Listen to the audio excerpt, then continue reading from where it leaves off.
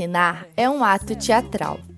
E é esse aspecto do nosso trabalho que proporciona espaço para as mudanças, as invenções e as alterações espontâneas, que podem atuar como catalisadoras para evidenciar os aspectos únicos de cada turma. Para abraçar o aspecto teatral do ensino, temos de interagir com a, entre aspas, plateia, de pensar na questão da reciprocidade. Os professores não são atores no sentido tradicional do termo, pois nosso trabalho não é um espetáculo. Por outro lado, esse trabalho deve ser um catalisador que conclame todos os presentes a se engajar cada vez mais, a se tornar partes ativas no aprendizado. Assim como muda nossa maneira de atuar, também nossa, entre aspas, voz deve mudar. Na vida cotidiana, falamos de um jeito diferente com as diferentes plateias. Para nos comunicar melhor, escolhemos um jeito determinado pelas particularidades e características únicas das pessoas a quem e com quem estamos falando. Para lecionar em comunidades diversas, precisamos mudar não só nossos paradigmas, mas também o modo como pensamos, escrevemos e falamos. A voz engajada não pode ser fixa e absoluta. Deve estar sempre mudando, sempre em diálogo com o mundo fora dela.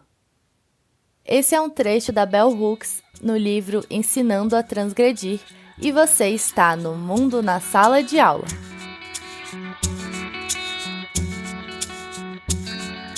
O Mundo na Sala de Aula é uma série dentro do Mundaréu, que é um podcast de divulgação científica, produzido pela Universidade de Brasília e a Universidade Estadual de Campinas.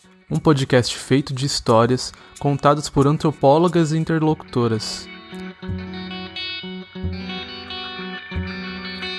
Produzida por estudantes, a série do Mundo na Sala de Aula é também destinada aos estudantes, tanto de ciências sociais quanto de outras áreas. Entre os temas estão a escolha pelo curso de Antropologia e Sociologia, relatos de pesquisas, esforços para recortar um tema, trabalho de campo, cuidados éticos, a amizade e proximidade com as interlocutoras, entre outros. E para falar sobre educação, formação à docência e práticas pedagógicas inovadoras, nada melhor do que ouvir histórias de duas professoras em formação, participantes do Programa Institucional de Bolsas de Iniciação à Docência, o PIBID. O PIBID é um programa financiado pela CAPES, que oferece bolsa para estudantes de licenciatura para que possam ir às escolas de ensino básico e aprender na prática mesmo, aprimorando sua formação e contribuindo para a melhoria de qualidade dessas escolas. Bom, eu sou o Gabriel. E eu sou a Irene. E hoje vamos receber duas PIBIdianas, que é como chamam as integrantes do PIBID. A Laísa e a Carolina vivenciaram o PIBID em plena pandemia, o que gerou experiências com complexidades muito próprias desse momento. Ambas graduandas em Ciências Sociais, Laísa faz pela Universidade de Brasília, enquanto Carolina faz pela Universidade Estadual de Campinas. Laísa e Carolina, muito bem-vindas, meninas! Vocês podem se apresentar e contar pra gente qual foi a principal motivação para vocês entrarem no PIBID? Eu me chamo Laísa, faço licenciatura em Ciências Sociais pela Universidade de Brasília, cursando o 10º semestre, eu me formo na licenciatura no próximo. Eu entrei no edital 2020-2022 e acredito que a minha principal motivação para ter entrado no PIBID é porque eu sabia de dois projetos, né, a residência pedagógica e o PIBID. Eu entrei por conta disso, né, para querer ter uma prática com mais tempo, assim, de qualidade. Oi, gente, eu sou a Carolina, eu tenho 23 anos, eu tô no 7º semestre de Ciências Sociais na Unicamp. Eu participei do mesmo edital PIBID, né, de 2020 e 2022, acabando agora em março. Foi muito importante participar do PIBID pra mim, pra eu poder me aproximar da sala de aula. O projeto, ele realmente tem uma prática a mais, né, além das aulas que a gente tem de estágio na faculdade, nós vamos realmente fazer um projeto sociológico junto com os mais professores, acompanhando a sala de uma outra forma. Então, o projeto foi muito interessante para isso e poder analisar de uma outra forma, né? Fico muito feliz de ter vocês aqui com a gente, compartilhando algumas experiências que tiveram no PIBID. Vocês participaram do mesmo edital do programa e, embora em cidades e universidades diferentes, estavam em contexto de pandemia e de isolamento social, né? Então, fazendo as atividades de maneira remota, dando aulas online. E aí eu queria saber como foi que vocês fizeram para vivenciar a prática pedagógica, mesmo nesse momento tão desafiador, e se teve alguma experiência mais marcante. Eu acho que é importante, né, falar que esse desejo de ter um maior contato com os estudantes, né, se deu num contexto de pandemia. Então, a gente não esteve presente em sala de aula, que era o que a gente mais queria, que essa foi minha motivação de entrar no PIBID. Então, foi a primeira quebra de expectativas, mas somos, no caso do PIBID aqui na UNB, é um projeto interdisciplinar com a história. Como dura 2 anos, a gente leu a própria BNCC, a reforma do ensino médio, o currículo em movimento, que é o documento que norteia o ensino médio aqui no Distrito Federal. E chegou um momento que a gente estava reivindicando muito entrar em sala de aula. E não só no GDF, né, mas no Brasil como um todo, as aulas públicas estavam sendo, né, nessa época online. E esse contato com os estudantes partiu de algumas oficinas que a gente pensou a partir dos itinerários formativos. O nosso era o processo criativo, então a gente pensou em trabalhar com audiovisual dentro de sala de aula. E aí a gente apresentou inicialmente algumas oficinas sobre questões de estereótipos e povos indígenas, essa construção hegemônica da história, porque o nosso cineclube se chama Lado B, que é a história que a história não conta. E uma das oficinas foi o próprio Cine Debate sobre A Noite por Testemunha, que é um documentário que retrata o assassinato do indígena Galdino numa quadra aqui de Brasília, depois que ele não consegue entrar, né, na pensão onde ele estava. E foi muito interessante porque, como a gente já tinha construído esse diálogo inicial com os estudantes, então teve muita gente. Teve um momento que a sala chegou a ficar com 25 pessoas, eu lembro disso, assim, 25 estudantes, né, e isso foi muito massa. E eles ficavam... O que a gente fez para garantir que todo mundo visse foi transmitir o documentário. A gente tinha um período maior de tempo com eles, então a gente transmitiu o documentário, o filme, né, quando o Galdino deita na parada, né, para descansar e acontece, enfim, todos os eventos. Eles estavam interagindo no chat, revoltados, assim. Eles nunca ligavam as câmeras, mas nesse primeiro dia do Cine Debate eles ligaram, então foi muito interessante ver os rostos, né, a gente tem essas gravações até hoje. Na prática, né, as oficinas iniciais, eles questionaram o termo do índio, por que falar indígena e por que a gente está abolindo, né, esse termo índio. Eles ficaram preocupados, né, em querer saber qual a região o Galdino vinha, quais são os conflitos que estão rolando lá hoje. E aí a gente disponibilizou vários sites para eles, entrou um pouco na discussão do próprio marco temporal. Então foi muito interessante, assim, conversar com eles e ver que eles entendem que a questão indígena é uma questão muito importante, que está em pauta e eles queriam saber, assim, mais. Acho que deve ter sido um processo muito enriquecedor, tanto para vocês quanto para as turmas, né? Ainda mais em um momento delicado como a pandemia. E para você, Carolina, como foi? No começo de 2021, a gente estava pensando em atividades para a gente poder começar o semestre, os bimestres com os alunos, né? Ainda virtualmente. Os alunos muito tristes de começar o ano letivo voltando virtualmente. Pensando em tentar fazer esse engajamento acontecer, envolver os alunos numa discussão que a gente pudesse construir alguma coisa, a gente pensou nas músicas. Acho que estava num boom de lives, né? Então estava todo mundo querendo assistir as lives, todo mundo estava super afim de músicas. Então a gente falou, vamos ver como que os alunos estão consumindo as coisas. Então a gente fez um formulário completo. A primeira etapa foi fazer esse formulário sobre várias perguntas falando: você passou a ouvir um gênero novo de música? Você deixou de ouvir algum gênero de música? Filmes, novo gênero? Passou a ver algum novo gênero? Você tá ouvindo podcast? Tá vendo live? Você tá vendo BBB? Né? A gente perguntou de várias coisas que estavam envolvendo eles na época. E aí a cada pergunta a gente colocava uma intermediária falando qual a relação, a sua relação com a sua família e essa música, ou esse experimento. Você vê filmes com a sua família? Ou você vê filmes sozinho? A sua família sabe o que você assiste no YouTube ou você não compartilha esses gostos com a sua família? porque também a gente estava tentando trabalhar uma coisa que a sala era muito heterogênea, né? Então, os alunos estavam nessa passagem de se descobrir, talvez LGBTs ou não, ou de afastamento da família, ficar muito tempo junto com a família às vezes não era uma coisa tão saudável, muitos casos delicados na escola, né, que a professora sempre contava pra gente. Passado esse consumo, essa pesquisa de consumo cultural, a gente fez um segundo formulário agradecendo todo mundo que respondeu, né? A gente usou memes para divulgar. Então, o segundo formulário foi para eles indicarem a música favorita deles e falarem por que aquela música era a música favorita deles naquele momento. E aí, a playlist a gente fez uma por ano, né? Primeiro, segundo, terceiro ano, só que a gente fez uma por sala também, que foi como a gente foi para as atividades, foi dar essa devolutiva para eles em sala de aula online, mas a gente voltou com eles para falar, olha só a playlist de vocês, o que vocês estão achando. Aí as playlists ficaram muito heterogêneas, né, com músicas muito diferentes uma da outra, e isso foi muito engraçado. Também a gente passava os clipes, então a gente tentava falar, quem foi que escolheu essa música? Gostaria de falar alguma coisa? Passava um trechinho, e aí eles comentavam, só que muitas pessoas começaram a trazer coisas muito interessantes.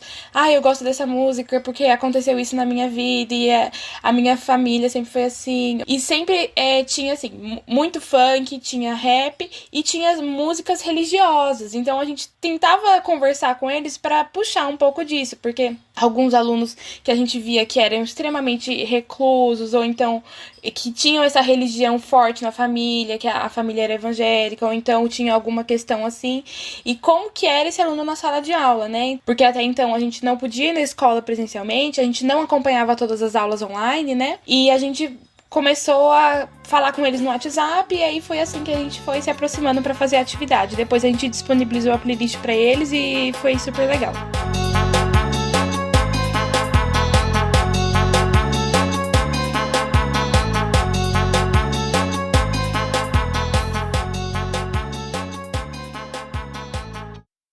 Carol, eu achei muito interessante você falar disso, porque a gente no PIBID também construiu um questionário. Te ouvindo, eu fiquei pensando que, embora a gente tenha vivenciado experiências diferentes, não só por questões de cidade, e do próprio edital, por exemplo, o seu edital não era interdisciplinar como o meu, né?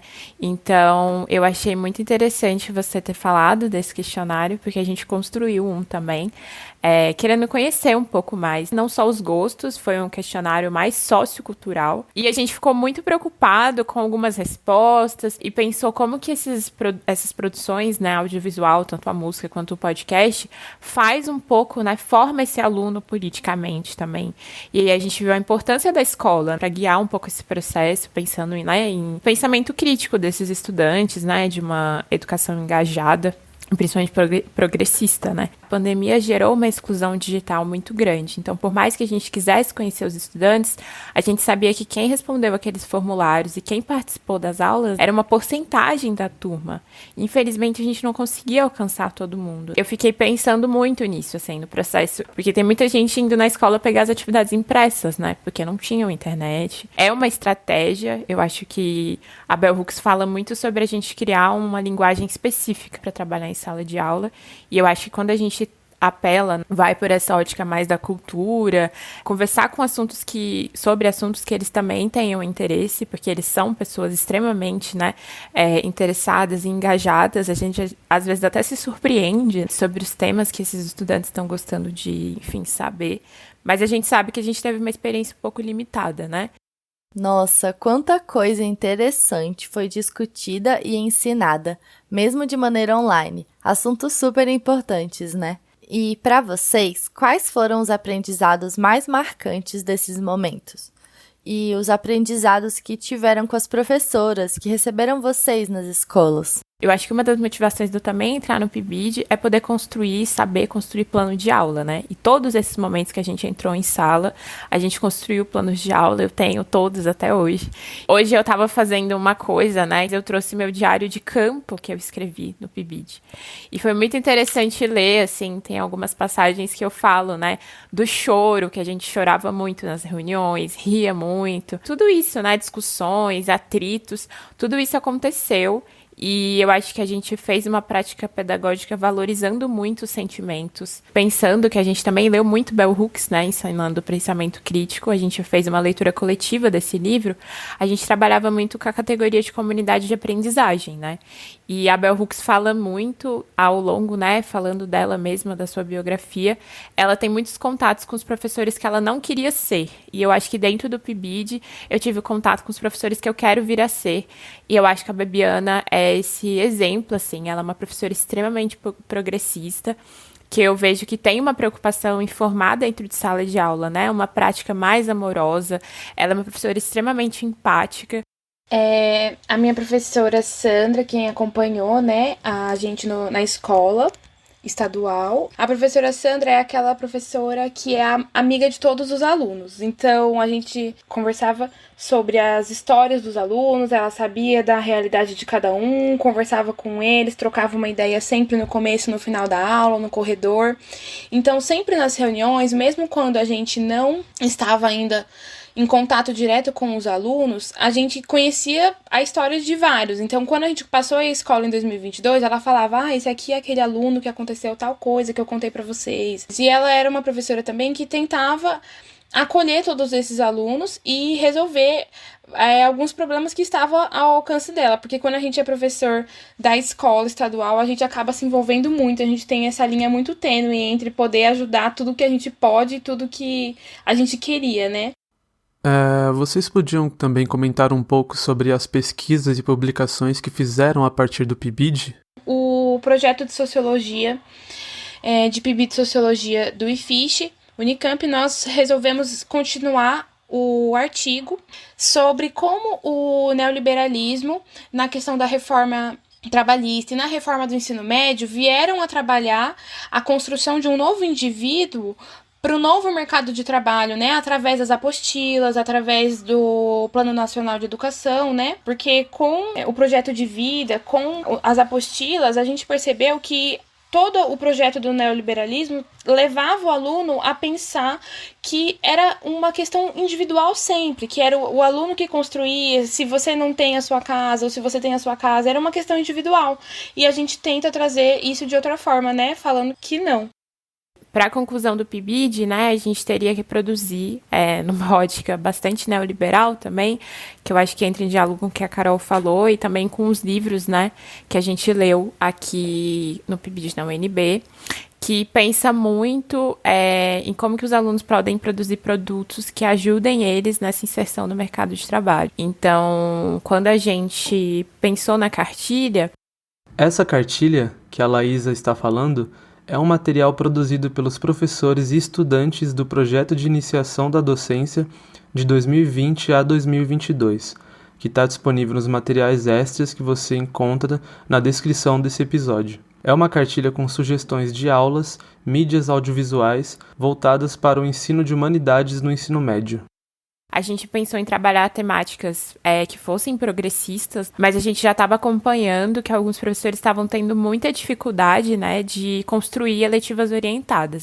Para quem não sabe, eletivas orientadas são disciplinas que as estudantes podem escolher para além das disciplinas obrigatórias previstas pelo chamado novo ensino médio. Dentre essas eletivas orientadas estão as linguagens, as ciências humanas e sociais, as ciências da natureza e a formação técnica. Então, a ideia da cartilha seria produzir um tipo de material que o professor quisesse, se ele quisesse, né, usar do início ao fim, ele conseguiria.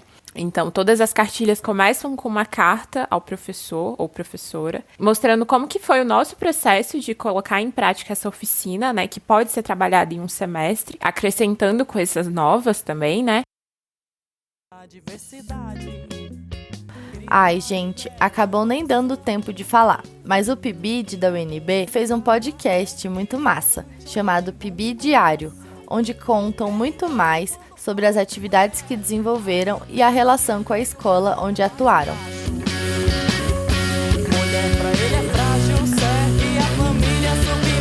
Aproveito para avisar que esses materiais citados pelas meninas, como a cartilha e os artigos, estarão na descrição desse episódio e no site do Mundaréu. Ai, quantos conteúdos poderosos e inspiradores!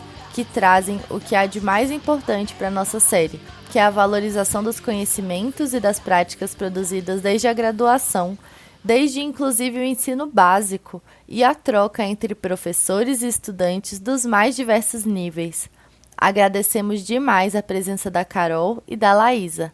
Muito obrigada pelas histórias e pelas reflexões, meninas! E assim, ficamos por aqui com mais um episódio do Mundo na Sala de Aula, série do podcast Mundaréu. Fica aqui também minha gratidão a Carol e a Laísa, e que a luta por políticas públicas como essa, do PIBID e de todas as outras que estamos abordando aqui nesta série, continue com toda essa força necessária. Também queremos agradecer a toda a equipe do Mundaréu, da UNB e da Unicamp, especialmente as nossas coordenadoras Soraya Fleischer e Daniela Mânica. Já aproveitem também para seguir o Mundaréu nas redes. Estamos como @mundaréupodcast. Temos também o site mundaréu.labjor.unicamp.br e integramos a Rádio Queri Queri, uma rede de podcasts de antropologia. Então fica aí a nossa dica para conhecer vários podcasts bem legais no site radioqueriqueri.wordpress.com. Nos ouvimos por aí!